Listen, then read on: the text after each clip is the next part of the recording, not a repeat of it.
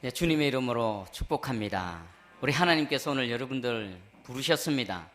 하나님께서 여러분들 만나길 원하십니다. 또 말씀으로 또 새롭게 하시길 원하십니다. 우리는 이 어두운 가운데 살아갑니다. 그죠? 하지만 빛의 자녀로서 살아갑니다. 하지만 우리는 빛을 받아야 되는 존재입니다. 저와 여러분들은 빛의 자녀로 살아가지만 발광체는 아닙니다. 반사체입니다. 빛이 친 예수 그리스도의 그 빛을 받아야 됩니다. 오늘 주님이 빛으로 이 자리에 오셨습니다. 우리의 모든 어둠들이 떠나가고 그 빛의 자녀로서의 삶을 살아낼 수 있는 새로운 힘이 하늘로부터 공급되어지기를 주님의 이름으로 축복합니다. 자, 오늘 설교 제목은 내 안에 그리스도께서 사시는 자의 삶입니다.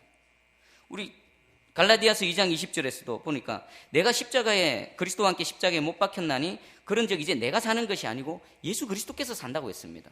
주님의 것으로 산다라고 했습니다. 자, 그러면 좀 더 구체적으로 한번 어떤 삶이 내 안에 예수 그리스도께서 사는 그런 삶인가 좀 한 말씀을 통해 살펴보기 원합니다. 그리고 이 말씀이 선포되어질 때에 여러분 안에 부족한 점이 있다면 그것 붙들고 기도하면 됩니다. 그것 붙들고 하나님 도와주세요. 하나님은 우리에게 말씀으로 찾아오실 때에 위로도 하시고 격려도 하시지만 부족한 것들을 낱낱이 드러내십니다. 하나님은 있는 그대로 우리를 보게 하십니다. 부족한 거 있으면 하나님께 도움을 구하시면 됩니다. 그러면 하나님께서 채워주시고 또 새롭게 시작하게 하실 줄 믿습니다. 자, 저와 여러분들은 거듭난 인생이지만 예수 그리스도를 믿는 믿음으로 거듭난 인생입니다. 새로운 생명을 소유했습니다. 하지만 이 몸 안에 살아갑니다. 이 몸이 어떤 존재인가 한번 보겠습니다. 로마서 12장 1절에 그러므로 형제들아 내가 하나님의 모든 자비하심으로 너희를 권하노니 너희 몸을 하나님이 기뻐하시는 거룩한 산제물로 드리라. 이는 너희가 드릴 영적 예배니라. 아멘. 사도 바울이 우리가 하나님께 드리는 영적 예배가 이것이다 라고 말하는데 무엇을 말합니까? 이 몸으로, 저와 여러분들이 입고 있는 이 몸으로 하나님이 기뻐하시는 거룩한 산제물, 하나님이 기뻐하시는 일에 우리가 시간과 몸과 마음과 모든 것들을 드려라. 이것이 바로 영적 예배라고 말합니다. 이 몸. 우리는 의의 병기도 되어질 수 있고 죄의 병기도 되어질 수 있습니다. 예수 그리스도를 믿는다고 해서 한순간에 완전한 의의 병기가 되어지지 않습니다. 우리 안에 아직 연약함이 남아 있습니다. 우리 안에 아직 싸워야 될 뭔가가 남아 있습니다. 그래서 의의 병기도 되어질 수 있고 죄의 병기도 되어질 수 있습니다. 한 주의 삶을 잠시만 돌아봐 보십시오. 의의 병기로 쓰인 순간이 많았습니까? 죄의 병기로 쓰인 순간이 많았습니까? 하나님은 성경 전체를 보면은 악인이든 의인이든 붙드시고 쓰십니다. 그런데 쓰임받는 건 동일한데 결과는 완전히 다릅니다. 하나님께 쓰임받는 의인은 하나님께 쓰임받고 축복을 받습니다. 악하게 쓰임받는 이 악인들은 쓰임받고 버림당하고 재앙을 당합니다. 우리는 언제나 이 기로에 서 있습니다. 그 일들이 드러나는 그릇이 도구가 뭐라고요? 우리 몸입니다. 여러분들이 하나님을 섬깁니다. 어려운 자들을 구제하고 봉사하고 희생합니다. 그것이 무엇을 통해 나타납니까? 몸을 통해 나타납니다. 아픈 병자를 도와줍니다. 힘없는 사람을 어루만져 줍니다. 구제합니다. 봉사합니다. 이게 우리 몸을 통해 나타나는 겁니다. 그리고 고린도전서 6장 20절입니다. 너희는 너희 자신의 것이 아니라 값으로 산 것이 되었으니 그런즉 너희 몸으로 하나님께 영광을 돌리라. 너희 영혼으로가 아니라 너희 몸으로라고 말합니다. 우리는 영혼 육 전 존재가 예수 그리스도의 보배로운 피값으로 하나님의 것이 되어졌습니다. 그러면 우리 존재 자체도 하나님의 것으로 존재해야 됨을 먼저 인식하시길 주님의 이름으로 축복합니다. 내가 내 주인이 아닙니다. 여호와 하나님이 예수 그리스도께서 저와 여러분들의 주인입니다. 그러면 주인의 뜻대로 살아내야 되는 겁니다. 그것이 내 안에 그리스도께서 사시는 자의 삶입니다. 그럼 구체적으로 어떤 건지 한번 볼까요? 사도 바울이 우리의 실체를 너무나 적나라하게 잘 표현한 부분이 있습니다. 로마서 8장 3절입니다. 율법이 육신으로 말미암아 연약하여 할 수 없는 그것을 하나님은 하시나니. 우리 인간은 육신이 연약해서 하나님이 요구하시는 그 율법을 제대로 100% 다 수행해내지 못한다고 말합니다. 그런데 하나님은 하신다고 말합니다. 그럼 이 말씀을 통해 왜 우리는 하나님의 모든 율법의 요구를 충족시켜 드리지 못합니까? 이유가 뭡니까? 육신이 연약한 겁니다. 육신이 연약해서. 우리 영혼은 하나님 앞에 살아있지만 아직 이 아담의 육체 안에 갇혀 있는 겁니다. 육신이 연약합니다. 그래서 하나님의 뜻대로 온전하게 100%못 살아드리는 겁니다. 지금 저와 여러분들이 입고 있는 이 몸은 죄로 인해서 타락하고 부패한 몸입니다. 이걸 먼저 인식해야 됩니다. 그리고 로마서 7장 19절에 내가 원하는 바 선은 행하지 아니하고 도리어 원하지 아니하는 바 악은 행하도다. 바울이 고백하는 이 고백의 이 내용이 사실은 우리가 인식하지 못한다 하더라도 저와 여러분들의 고백입니다. 왜 그런가? 바울이 말하면 내가 원하는 바 선을 행하고자 하는 이 욕구는 어디서부터 시작되는 겁니까? 성령의 소욕입니다. 예수 그리스도를 믿는 자들은 그 믿음을 통해 거룩하신 영이 우리 안에 거하십니다. 그래서 우리를 인도하시고 이끌고 가시는데 바울이 내가 원하는 바 선을 하고 싶다. 이것은 성령의 인도하심입니다. 성령의 소욕이 내 안에서 작용하고 있다는 겁니다. 그런데 또 다른 건 뭔가가 있습니다. 도리어 원하지 아니하는 바 악을 행하노다. 성령의 소욕이 내 안에서 작동하고 있지만 여전히 그 성령의 소욕을 거스르는 그 악을 행하는 뭔가가 있다는 겁니다. 이것을 성경에서는 육체의 소욕이라고 말하고 있습니다. 이게 저와 여러분들의 실체입니다. 누구도 이것에서 자유로울 수가 없습니다. 그래서 바울이 이렇게 고백합니다. 로마서 7장 21절 22절. 그러므로 내가 한 법을 깨달았노니 곧 선을 행하기 원하는 나에게 악이 함께 있는 것이로다.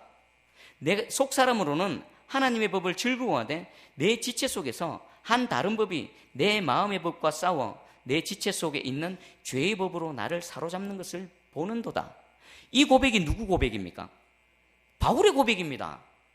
그 위대하게 하나님께 붙들림 바 되어져서 힘있게 쓰임받았던 그 바울의 고백이 이 고백입니다. 그렇다면 우리는 얼마나 더 여기에 붙들려 있겠습니까? 얼마나 더 단식해야 되겠습니까? 우리 한번 봐보십시오. 선을 행하려 그러려면 우리 본성을 거슬려야 됩니다. 하나님의 뜻을 이루어 드리려면 자연적인 인간의 본성을 거슬려야 됩니다. 그것은 성령의 인도하심을 받지 않고는 절대로 불가능한 것입니다. 부분적으로 우리가 하나님의 뜻들을 이루어 드리고 선한 마음이 생겨서 하나님을 향해 선한 일들을 하는 것은 우리 안에 계신 성령님의 이 사역으로 인해서 가능한 겁니다. 그런데 반대로 또 인간들을 가만히 보십시오. 죄 짓는 거 특별히 안 가르쳐도 잘합니다. 자연적으로 거짓말하고 자연적으로 탐욕을 부리고 이기적이고 남을 해하고 폭력적이고 이것은 학습이 필요가 없습니다. 왜 그런가? 죄로 인해서 타락하고 부패한 이 영혼 육에 의해서 이 악은 그냥 자연 발생적으로 나타나는 겁니다. 죄의 경향성이라고 하죠. 우리 예수 그리스도를 믿고 거듭난 저와 여러분들이라 하더라도 사도 바울의 이 로마서 7장에서 이 고백에서 절대로 벗어날 수가 없습니다. 이것이 저와 여러분들의 이 실체입니다. 먼저 이것을 깨달아 알아야 됩니다. 아, 내가 이런 연약함 가운데 있구나. 그리고 여기서부터 하나님의 말씀으로 해답을 찾아 나가야 됩니다. 그렇다면 우리는 어떻게 해야 될 것인가? 바울이 이 연약함을 인정함과 동시에 어떤 마음으로 살아갔는지 고린도전서 15장 31절입니다. 자, 읽어드릴게요. 형제들아, 내가 그리스도 예수 우리 주 안에서 가진 바 너희에 대한 나의 자랑을 두고 단언하노니 나는 날마다 죽노라. 나는 날마다 죽노라. 바울이 고백했습니다. 무엇에 대해 죽습니까? 죄에 대해서 죽고 내 안에 죽지 못한 자가 계속해서 살아나려 하는 그것을 십자가에 날마다 못 박아서 죽는다는 겁니다. 말씀 앞에 죽는다는 겁니다. 여러분, 말씀 앞에 죽어야 됩니다. 하나님 말씀이 그렇다면은 내 의지, 내 경험, 내 생각에는 하는 것이 아니라 그거 십자가에 못 박아야 됩니다. 그래야 예수 그리스도의 사람으로 살아낼 수 있습니다. 그래야 하나님의 은혜 가운데 계속 머물 수가 있습니다. 이 위대한 사도 바울도 하나님의 말씀 앞에 내 죄를 십자가에 날마다 못 박아 나는 죽는다라고 고백했다라면은 바울보다 너무나 연약한, 너무나 못난 저와 여러분들은 얼마마다 죽어야 될까요? 저는 그냥 초마다 죽어야 될 겁니다. 제 같은 경우에. 바울이 날마다 24시간마다 한 번씩 죽는다 그러면은 저는 초마다 죽어야 됩니다. 생각하는 것마다 조금만 방심하면 나쁜 생각, 조금만 방심하면 교만한 거, 조금만 내버려 두면 막 악한, 늘 긴장하면서 내 생각을 점검해야 됩니다. 내 입의 말을 내뱉고 나서도 한번 되돌아봐야 됩니다.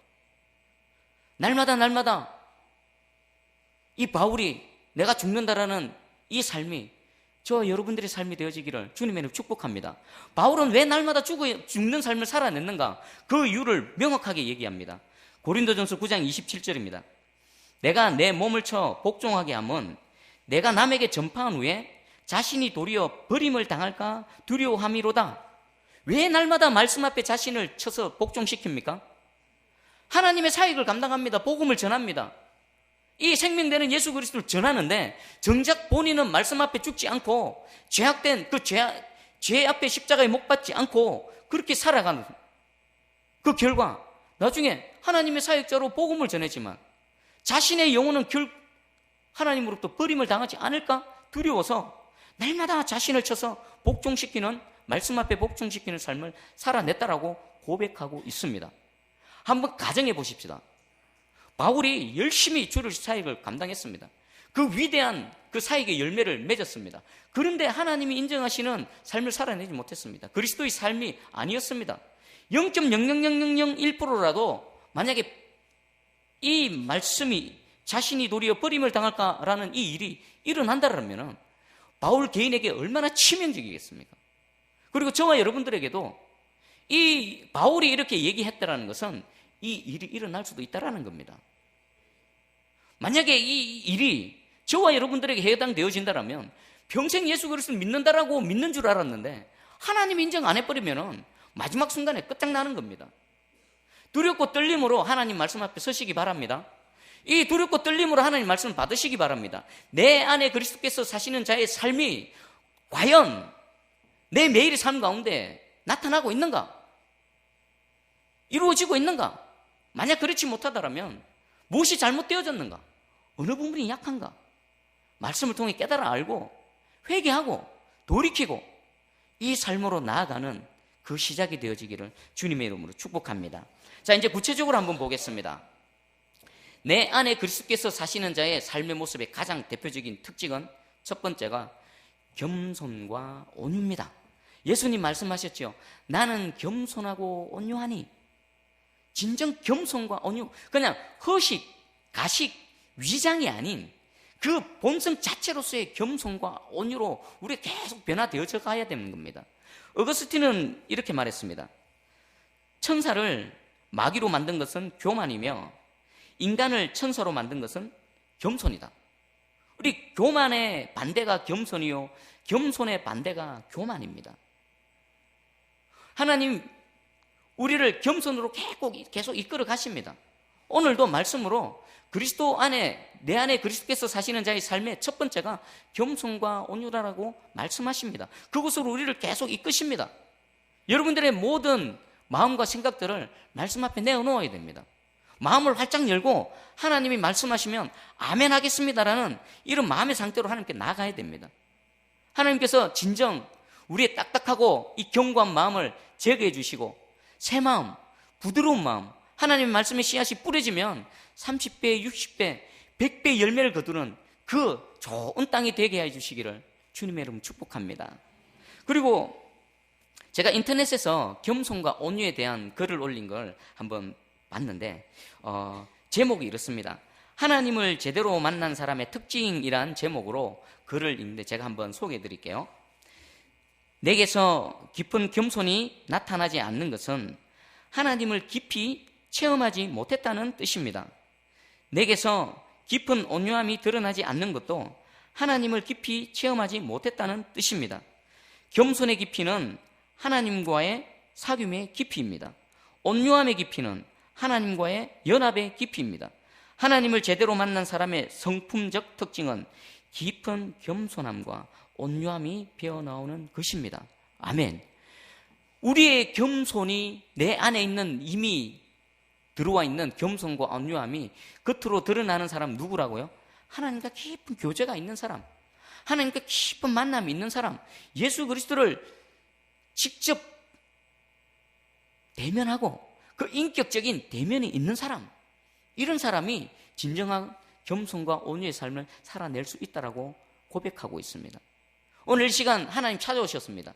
겸손의 왕, 온유의 왕이신 예수 그리스도께서 말씀으로 찾아오셨습니다.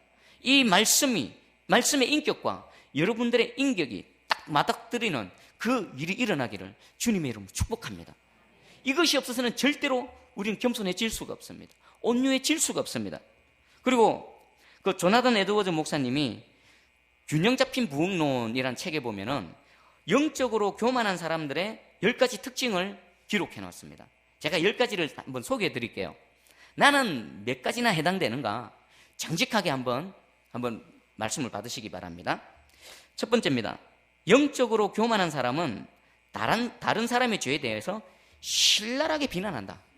비난하는 정도가 보통 정도가 아니라 아주 신랄하게 비난. 누군가 조금 잘못했다 그러면 그것을 막 침을 튀게 가면서 비난한다는 겁니다. 그리고 두 번째, 영적으로 교만한 사람은 다른 사람의 결점에 대해 가혹하게 비난한다. 가혹한 겁니다. 용납이 없습니다. 다른 사람이 좀 실수했다, 조금 뭔가 결점이 있다, 흠이 있다 그러면 그분에 대해서 아주 가혹하게 비난한다고 말합니다. 그리고 세 번째가 영적으로 교만한 사람은 자기를 독특하게 과시한다. 자랑 아닌 것처럼 하면서 자랑하는. 얼마나 그런 게 많습니까? 막 하나님의 영광입니다, 하나님께서 하셨습니다 라고 하지만 은연중에 자기를 드러내는 그런 일들이 얼마나 자주 경험합니까? 독특하게 자기를 자랑하는 겁니다. 겸손한 것 같지만 위장하는. 그리고 또 영적으로 교만한 사람은 자기가 다른 사람보다 낫다고 생각하여 자신을 다른 사람과 분리시킨다. 나는 너와 다르다. 이게 성경적으로 대표적인 사람이 누굽니까? 바리새인들. 바리새의 뜻이 분리하다는 겁니다. 자기들은 더 특별히 하나님 앞에 경건하고 너희 죄인들과는 다르다. 우리는 의인이다. 하나님 앞에 거룩하게 살아가는 그런 존재다라고 해서 분리된 사람들, 바리새인. 하나님은 성경에서 바리새인에 대해서 아주 혹독하게 비판하십니다.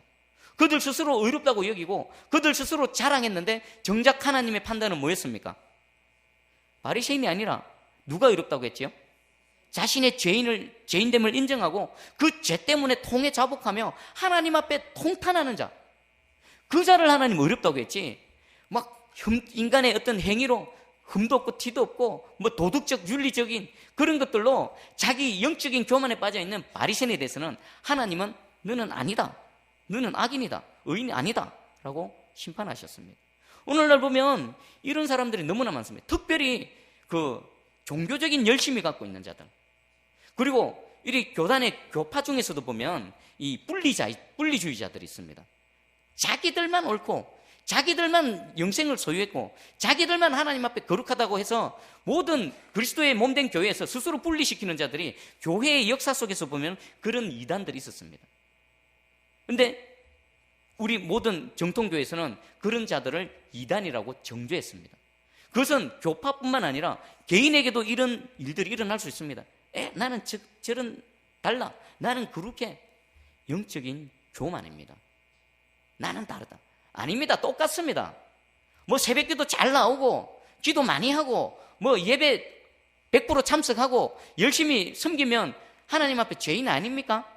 그것으로 여러분 스스로를 구원할 수 있습니까? 하나님이 그리스도의 보혈로 덮어주시고 그리스도의 십자가를 통해서 우리를 바라봐 주시기 때문에 우리가 의인이지, 아무리 인간적인 무엇을 해본들 그것 자체로 가지고 하나님 앞에 의롭다고 설 수 있는 인간은 단 한 영혼도 없습니다. 우리 모두 똑같습니다. 세리와 같은 심정으로 하나님 앞에 서기를 간절히 소망합니다. 그리고 다음입니다. 영적으로 교만한 사람은 자신에 대한 반대와 공격에 대해 아주 예민하게 반응한다. 잘 보십시오. 조나단 에드워즈 목사님이 그냥 어쩌다가 생각나서 한 말씀일까요? 평생의 사역을 또 말씀 붙들고 사역을 한 그 모든 것들을 쥐어 짜내서 엑기스를 우리에게 말하고 있습니다. 영적으로 교만한 사람, 자신과 반대의 편, 견해가 다르다든지 주장이 다른 사람들에 대해서 아주 예민하게 반응한다는 겁니다. 저 여러분들 모습 아닙니까? 바로 제 모습입니다. 저 이것을 보면서 와, 난 너무나 교만하네, 어쩌나. 하나님, 나는 너무나 교만합니다. 나와 생각이 다르면 아예 제외시켜버립니다. 주장이 다르면 싸우려 듭니다. 내 뜻을 관철시키려고 그러고 끝까지 내 주장을 꺾지 않습니다. 남의 주장을 들으려고 조차도 하지 않습니다. 여러분들 이 자리에 서 있지 않습니까? 특별히 중직자분들 잘 자신을 돌아보시기 바랍니다. 하나님의 사역할 때에 다양한 사람들이 모였습니다. 다양한 주장과 견해들이 있습니다. 그 다양한 견해와 주장들 앞에 여러분들 어떻게 반응합니까? 영적으로 교만해져서 반대와 공격에 대해서 아주 예민하게 반응하지 않습니까? 들으려고 귀를 열지는 않습니까? 먼저 들어야 됩니다. 저 사람이 왜 저런 말을 하는가? 내가 생각지 못한 다른 부분을 보는 건 아닌가? 나의 부족함은 뭔가? 그래서 반대와 다른 견해들이 서로 충돌이 일어나는 것이 아니라 나의 부족을 채워서 하나님의 선한 일들을 이루어드리는데 한목적적으로 쓰임받아야 됩니다.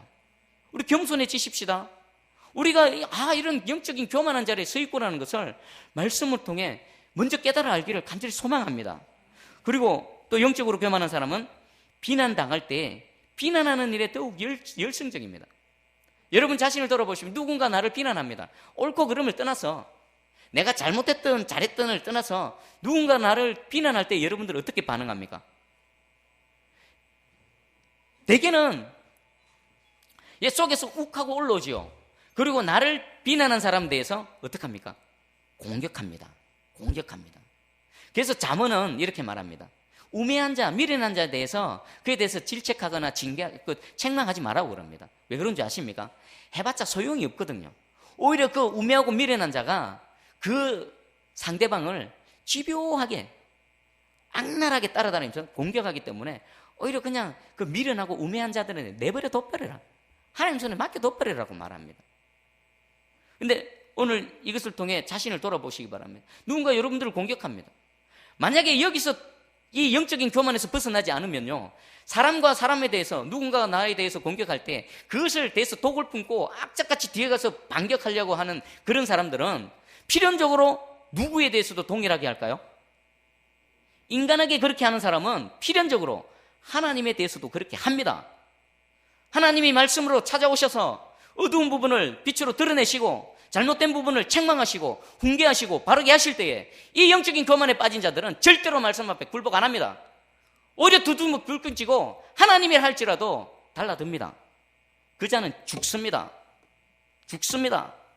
죽어 있습니다. 아무리 무슨 직분, 타이틀, 목사? 3대가 목사고 뭐고 하든 상관없습니다. 그 영혼은 죽어 있습니다. 하나님으로부터 버림받은 겁니다. 우리 정말 하나님 이 말씀 앞에 두렵고 떨림으로 서십시다. 우리 이것을 알아야 됩니다. 내가 이런 경향성에 빠져 있구나. 내가 이런 지금 자리에 서 있구나. 하나님이 우리 돌이키시기 원하십니다. 그리고 또 있습니다. 영적으로 교만한 사람은 하나님과 사람 앞에 너무 자만한다. 자만. 너무 당당한 겁니다. 너무 당당해. 전 이런 사람들 봅니다. 뭐가 그래 자신만만한지 막 사람 앞에서도 당당하고 하나님 앞에서도 당당하고. 우리 이런 말씀이 있습니다. 하나님 앞에 겸손한 자는 사람 앞에도 겸손하게 돼 있다. 만약에 나는 하나님 앞에 겸손합니다, 하나님 앞에 굴복합니다 라고 하는 사람이 그 옆에 보이는 지체들 가운데에 겸손하지 못하면 그 고백은 거짓이라는 말이 있습니다. 여러분 옆에 있는 늘 대면하고 있는 가족들과 그리고 이 교회 공동체 지체들에게 여러분들 어떻게 대하고 있는지 스스로를 점검해 보십시오. 겸손하게 온유하게 대하고 있습니까? 아무리 하나님 앞에 무릎 꿇고 하나님 향해 두 팔 벌리고 그런다 하더라도 옆에 있는 사람들에게 여러분들이 교만하게 대한다면 그것이 가증하다고 거짓이다고 하나님 말씀하십니다. 그리고 또 있습니다. 영적으로 교만한 사람은 자신이 주목받고 존경받는 것을 당연하게 생각합니다. 당연하게. 너무나 당연하게. 우리는 당연한 게 하나도 없습니다. 뭐 잘합니까? 뭐가 잘 됩니까? 잘 풀립니까? 내 말한 대로 뭐가 술술 진행됩니까? 그거 다 뭡니까? 하나님 은혜입니다. 하나님 은혜입니다. 하나님 은혜 주셔서 그렇게 되어지는 겁니다. 자랑할 게 더 나은 게 하나도 없습니다. 우리가 무엇을 해서 호의를 받는 것이 아니라 하나님의 긍휼과 자비하심에 따라서 그 호의를 값없이 있는 것 뿐입니다. 그러면 그 진리를 안다면 어떻게 되어질까요? 뭐가 잘 풀리고 뭐 잘 되면 어떻게 되어질까요? 더 숙이는 겁니다. 더 낮아지는 겁니다. 하나님 더 감사합니다. 더 낮은 곳으로 내려가게 되어 있는 것입니다. 그리고 영적으로 교만한 사람은 다른 사람을 소홀히 한다. 또 마지막으로 영적으로 교만한 사람은 자기를 비난하는 사람과 어떤 대화나 토론도 거부해버립니다. 귀를 막아버립니다.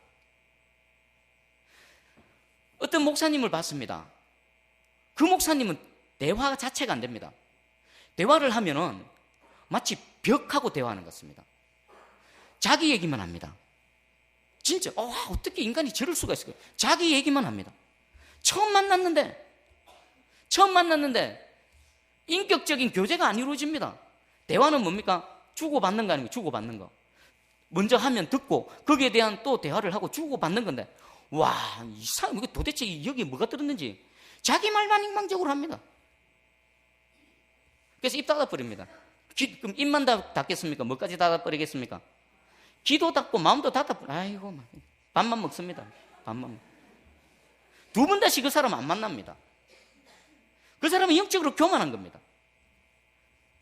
그분 보니까 어디 갔는데 처음 보는 사람인데 그 교인이라고 하니까 대번에 입에서 튀어나오는 말이, 내가 천국을 2번 보고 왔는데, 그게 왜 그 말이 거기서 왜 나옵니까?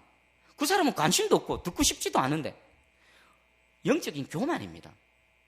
틈만 나면 자기를 드러내려 하고, 자기가 경험한 거, 체험한 거, 다른 사람과 나는 다르다. 그러니까 대화 자체가 정상적인 사람이 아니거든요. 영적인 교만은 이상한 정신병자를 만들어버립니다. 그리고 영적인 교만에 빠진 자가 공동체 안에 있으면 그 한 사람으로 말미암아 그 공동체가 엄청나게 힘듭니다. 그 사람이 있는 곳마다 분쟁이 일어나고, 그 사람이 있는 곳마다 시끄럽고, 도대체가 편할 날이 없습니다. 우리 자신을 돌아보시오. 우리 모두는 이 10가지에서 자유로울 수 있는 사람은 아무도 없습니다. 저 10가지 다 해당됩니다. 여러분들 어떻습니까? 해당 안 됩니까? 우리 성령의 소욕과 육체의 소욕이 싸우고 있는 한은 이 10가지에서 누구도 자유로울 수 있는 사람은 아무도 없습니다. 다만 정도의 차이가 있을 뿐이지. 우리 겸손해지십시다. 이 교만이 어떤 식으로 나타나는지 10가지로 조나단 에드워드 목사님 말씀해 주셨습니다. 이것을 점검해서 이거 제거해야 됩니다. 주님을 더 알아감으로. 자, 그러면 우리 또 겸손한 삶, 이런 삶은 어떻게 나타나는가? 사도 바울이 말합니다. 자신의 권리를 내려놓는 삶. 겸손하고 온유한 사람은 어떤 모습으로 또 나타나는가? 자신의 당연한 권리도 내려놓는 삶을 살아가는 겁니다. 고린도전서 9장 4절에서 6절입니다. 우리가 먹고 마실 권리가 없겠느냐? 우리가 다른 사도들과 주의 형제들과 게바와 같이 믿음에 자매된 아내를 데리고 다닐 권리가 없겠느냐? 어찌 나와 바나바만 일하지 아니할 권리가 없겠느냐? 바울도 사도였습니다. 사도로서의 당연한 권리를 소유하고 있었습니다. 그런데 바울은 사도로서의 권리를 다 사용하지 않았습니다. 권리를 자발적으로 내려놓았습니다. 왜 그런가? 고린도전서 9장 12절입니다. 다른 이들도 너희에게 이런 권리를 가졌거든 하물며 우리일까 보냐? 그러나 우리가 이 권리를 쓰지 아니하고 범사에 참는 것은 그리스도의 복음에 아무 장애가 없게 하려 함이로다. 왜 사도 바울이 사도로서의 그 권위를 다 사용하지 않는다라고 고백합니까? 예수 그리스도의 복음이 어떻게 하든지 좀 더 효과적으로, 좀 더 힘있게 전파되어지게 하기 위해서 스스로 자발적으로 자신이 갖고 있는 권리를 억제했다라는 겁니다. 자발적으로 제한했다라는 겁니다. 여러분들을 이 사회적으로 또 가정에서나 그 지위에 맞는 여러 가지 권리와 이런 또 책임과 함께 권리도 있을 것입니다. 그 권리 앞에 여러분들은 어떻게 살아가고 있습니까? 권리를 최대한 사용해서 어떻게 하든지 그것을 통해 이익을 누리려고 그렇게 살아가고 있지 않습니까? 이 성경적으로 하나님의 은혜를 입고 내 안에 그리스도께서 사시는 자는 스스로 자발적으로 당연히 누릴 것도 제한하고 스스로 내려놓는다라고 말씀하십니다. 이런 사람이 겸손하고 온유한 사람입니다. 그리고 바울은 중요한 비밀을 알았습니다. 여러분들이 지금 갖고 있는 권리를 다 사용하지 않는 것이 여러분들의 영혼에게 어떤 이익이 있는지 말씀을 통해 알려드리겠습니다. 정말 어떤 게 내 유익인가? 현실의 삶 가운데 내게 주어진 권리를 다 사용해서 이 땅에서 내가 누릴 수 있는 걸 최대한 누리는 것이 이익인지, 오늘 말씀이 그 권리를 다 누리지 않고 억제했을 때 주시는 그것이 여러분들의 인생에게, 여러분 영혼에 더 유익한지 한번 스스로 판단해 보십시오. 고린도전서 9장 18절입니다. 그런즉 내 상이 무엇이냐? 내가 복음을 전할 때에 값없이 전하고 복음으로 말미암아 내게 있는 권리를 다 쓰지 아니하는 이것이로다. 바울이 상으로 여기는 것이 뭡니까? 내 권리를, 복음을 전할 때에, 또 삶을 살아갈 때에 내게 있는 권리를 다 쓰지 않고 그 권리를 남겨두는 것이 무엇이라고요? 하나님의 상이란 겁니다. 여러분, 이 땅에서 그냥 상 받고 먹고 없어지고 끝내는 게 낫겠습니까? 하늘의 상급이 쌓여서 영원토록 있는 상으로 남기를 원하십니까? 어떤 게 더 유익입니까? 하늘의 상급이지요. 상을 줘도 하나님이 주는 상이 더 크지요. 인간이 뭐 고맙다고 내게 주는 거 해봐야 기껏 뭐가 되겠습니까? 하나님이 갚아주실 때에 그것이 저와 여러분들에게 가장 유익한 줄 믿으시기를 주님의 축복합니다. 여러분, 권리 다 쓰지 마십시오. 겸손한 자, 내 안에 그리스도께서 사시는 자의 삶의 또 다른 모습, 내 권리를 다 쓰지 않는 것. 갑질하지 마. 우리 옆에 한번 인사하십시다. 갑질하지 맙시다. 갑질하는 순간 어떻게 되어진다고요? 상이 날아가 버리는 겁니다. 남겨두는 겁니다. 아껴두는 겁니다. 어떻게 하든지 이것이 되어지려면 내 본성을 거슬려야 되겠죠. 내 본성은 내 권리 쓰고 싶습니다. 아니죠. 인간들, 자연적인 인간들은 어떻습니까? 권리, 지금 주어진 권리보다, 권한보다 더 지나쳐서 막 하고 싶어 하지 않습니까? 그것이 죄악된 인간의 본성입니다. 그런데 내 안에 성령이 계시고 성령의 인도하심을 받는 그 사람은 오히려 그것을 거슬려서 더 제한하고 축소하고 남겨서 하늘의 상급을 쌓는 자입니다. 하늘의 상급을 쌓으십시다. 그런 저와 여러분들이 되기를 간절히 소망합니다. 50분입니다. 예, 오늘은 여기까지 하겠습니다. 자, 정말 여러분 예수 그리스도를 믿는 믿음으로 우리 마음으로는 내 존재 자체가 하나님의 영광이 되어지기를 저나 여러분들이나 정말 간절히 소망하죠. 그렇죠? 여러분 마음 압니다. 하나님도 아십니다. 근데 그것이 잘 안 됩니다. 그 이유가 뭐냐? 내 안에 육체의 소욕이 남아있어서 싸우고 있는 겁니다. 싸우고 있어. 여러분들이 유혹을 당할 때 여러분 어떻게 해야 될까요? 유혹 못 싸웁니다. 유혹은 도망가야 됩니다. 유혹은 피해야 됩니다. 사단이 어떻게 유혹하는지 아십니까? 우리에게 뭔가 들어올 때 뭘로 들어옵니까? 보는 것으로 들어옵니다. 보는 것. 여러분 눈을 조심하십시오. 여러분 무엇을 보고 있습니까? TV, 화면, 영화, 책, 인터넷 무엇을 봅니까?